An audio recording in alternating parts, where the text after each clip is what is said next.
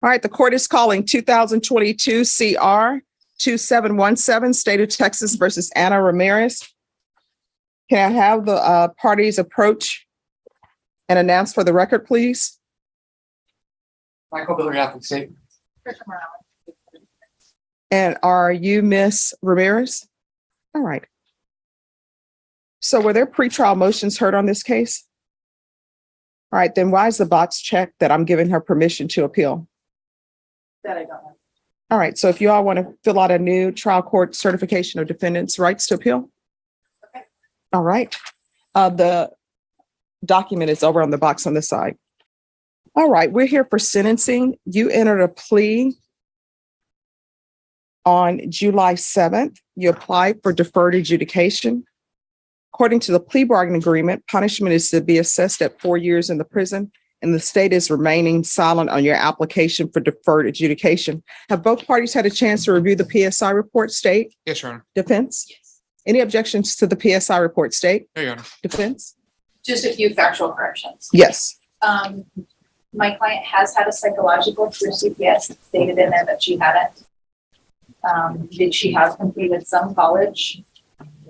Her income was a little bit more than stated at $3,800, and then her primary language is Spanish, secondary is English. We just wanted to make those on the record. Other than that, I think no other objection. All right, Ms. Ramirez, can you raise your right hand for me, please? Do you solemnly swear or affirm the testimony you give will be the truth and nothing but the truth, so help you God? All right, you can lower your hand. Make sure you keep your voice up. I've just been informed by your counsel that English is not your first language. It's Spanish, is that correct? Yes, but I am. All right, so you don't need an interpreter? All right, thank you. All right, the state is silent, so defense. Your Honor, at this time, we would ask that you grant Ms. Ramirez the deferred adjudication. After reading over the PSI, we just wanted to highlight a couple of pieces of information. My client has been going through her CPS base for about 18 months now. She has completed several courses. The event that is listed in there to include the topics of the family violence, the violence education, parenting, anger management. She has also been ongoing through continued counseling. She was going through Mr. Carlos Castillo until just this last July. We were supposed to start trial. At that time, he didn't schedule her any other sessions with him, so she went on her own to seek additional counseling through somebody that was provided through her insurance. Everyone, please make sure you whisper. Yes. And so she is still continuing, and she is very proactive and continuing counseling, really to try to understand how her behavior that made the children, even specifically, feel victimized, how she can change it going forward. In the PSI, I believe it does say that the child was hospitalized. We also just wanted to clarify that they had went to take photos. There was no hospitalization of the children. And in addition to that, Your Honor, we just wanted to also highlight that although the PSI it seems to highlight specifics of one side of the story, there was also no mention in there about Miss Nancy Kellogg stating that the injuries did seem from Evelyn as consistent with the bite and the iron and not of abuse, as well as Evelyn did not make any outcry, and when specifically probed about what Ethan had stated, had given a completely different version of the events. In any event, Your Honor, my client is working. She would like to continue to go to counseling. We do have trial in her CPS case on Thursday and Friday. Mm-hmm. And so she is asking for her children to be returned. I understand that CPS is asking for her to be terminated, but she would like the opportunity to work probation, get continued services, and then continue with her job at Wells Fargo. Okay, so this is what the court is trying to understand. According to the stipulations, and this is what you stipulated to,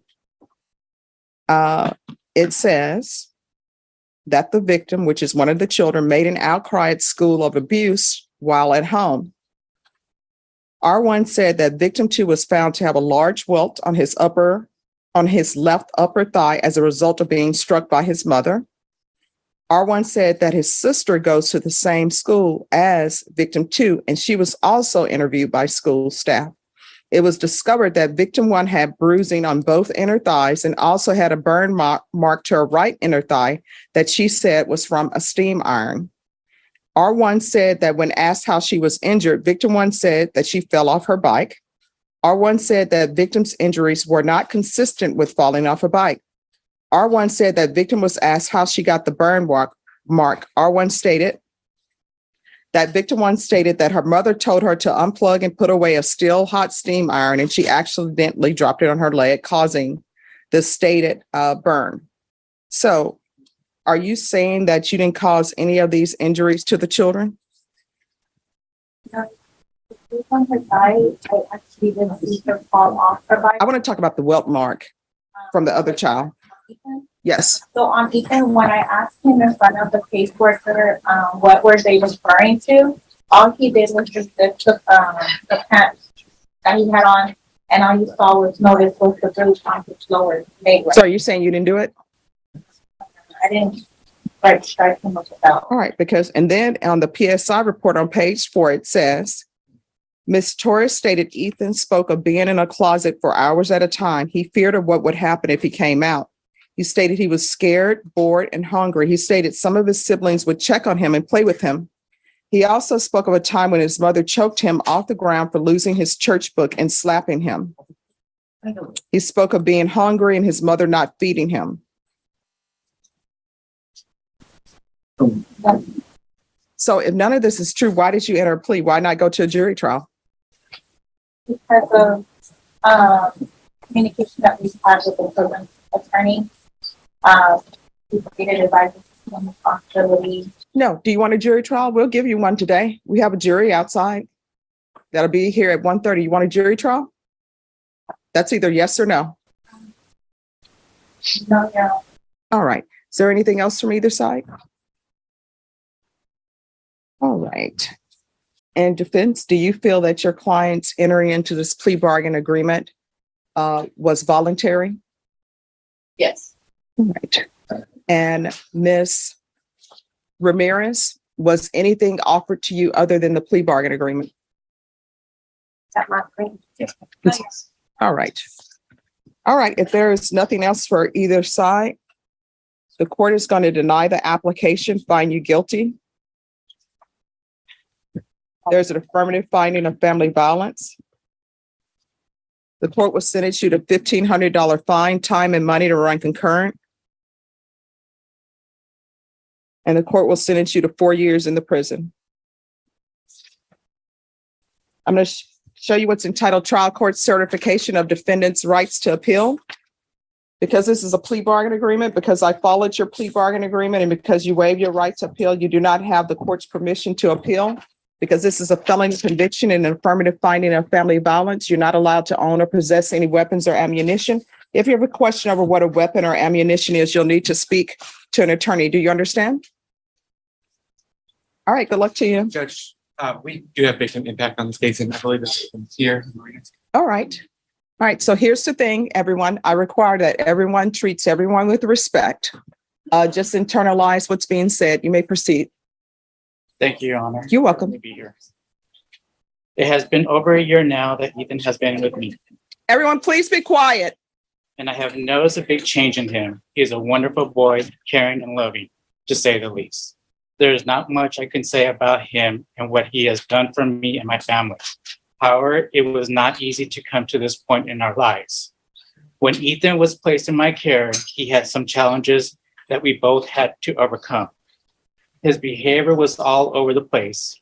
We had good days and bad days. He would tell me experiences he had grown up and tell me how he was treated when he was at home. He would talk about his brothers and sister. When he felt like he did something wrong, he would go to his closet or his bedroom and stay in there until I was able to locate him and explain to him that I was not asking him to go there, and there was no reason to go in there. I told him he could come out so that we can talk about what happened and see if we could find a solution to what happened, because going to the closet and bathroom was not the solution to the problem. Ethan would be defiant when he was first placed in my care. We had a couple of issues at daycare the first couple of weeks. Nothing concerning that they had to call me to get him or that he had to be expelled. He was able to complete daycare until school started in the fall. When I would take him to see his mom and siblings, it was a bit of a struggle because he didn't really want to go. And when I picked him up, he would be distanced with me. It would take a couple of days before he would be open to me and listen. Also, he would appear to be quiet and sad. When I would ask him to help around the house, he would just go to his room and wouldn't help me. After a couple of days, he would come around and start to help and would be helpful and loving and would be more affectionate. At times went on, he got comfortable with me and my parents. He would call my mom and my dad Mima and Grandpa D. He would look at them as his grandparents and would enjoy going over there to visit them. There would be times when he would ask me, when are we going to go over see them? He would even ask to spend the night as well. He loved going over there. He had stability and opportunity to see what family life can be. This summer, he also experienced his first flight. We took him to Nebraska for my nephew's wedding, who we referred to as his new cousin. He saw another side of a family, and they also treated him as one of their own. He had a great time. I can see it in his attitude and behavior. He was happy. One night, we sat down and watched a movie at my sister's house, and he just sat right next to her as we watched the movie. He did this the next day with my brother-in-law. He just sat right next to him as they watched the movie together. At the beginning, he would express to me how I was living at home and would assume that he would be treated the same way here. I would have to explain to him over and over again, that is not what we do here. We do things differently. We deal with the issue. I have seen a big change in him since he was first placed in my care a little over a year ago. He is turning into a bright, caring little man with a future. When he was first placed in my care, he appeared to be sad and not a caring as he had a negative attitude about things and things around him. He would only share with me what happened to him at home and his siblings. When I enrolled him into daycare, he didn't want to go. I was hoping that maybe he would make friends and have time to interact with kids his own age. It did take him some time to make friends and come home and tell me about them. I remember there was one child he would talk about and say that they didn't get along. I told him, remember this, you're going to change his mind and you're going to be friends. A couple of weeks later, they became friends. And at Ethan's birthday party, he was the only one in his daycare that showed up. He did have some challenges at times at daycare, and they made me aware of his behavior. We were able to work through them, and we were able to continue daycare throughout the summer. When it came time for him to start school, I did have some concerns. When it came time for the parent-teacher meeting, all I got was praises about him, how he was caring boy. As time went on, he would show what I would call the real Ethan. The caring and loving little boy he is and is meant to be. One of the things that impressed me is when he sees someone that needs help, he would ask me if we can help them out. There was one time during the summer, we were at a store and the guy asked if he could wash my rims for $10. And I thanked him and said no. When we went inside, Ethan looked at me and said, I have $1. Can I give it to him? I said, if that is what you like to do with it, go for it. He turned around and went to the guy, and I can hear him tell him, here you go. And the guy said, no, I can't take that. Thank you. I told the guy, please take it. He wants to give it to you. He said, thank you, and that Ethan was going to make him cry. I still remember that day. I will never forget that day. It's little things like this that have been able to see him grow and become a caring little boy. When we go somewhere like the park or swimming, he always wants to take extra stuff so that he can share with them, like water or maybe even a toy.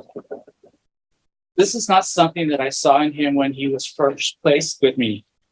He would just talk about negative things in his life, and now he looks forward to living life. He's been making friends left and right everywhere he goes. I can take him to McDonald's with the playground, and he will make a friend that he calls them a friend, not just someone he met. A couple of weeks ago, I took him to a water park out of town, and while we were there, he made a friend and even exchanged numbers. At first, he would make friends, but a bit shy at first. But now, whenever I take him, he makes friends. When he plays with them, he makes sure that they are okay and makes sure that they are having as much fun as he is. He is becoming a caring, kind, and confident little boy. He is seeing that the world around him isn't always full of negativity and that he can be and is loved unconditionally. Thank you so much, and thanks for taking care of him. All right, thank you. Let's get the facts straight. She loves a verbal ashtray. Never blowing smoke when she gets pissed. She's quick to castrate. Love her on a good day, love her on a bad day. Either way, she's here to stay.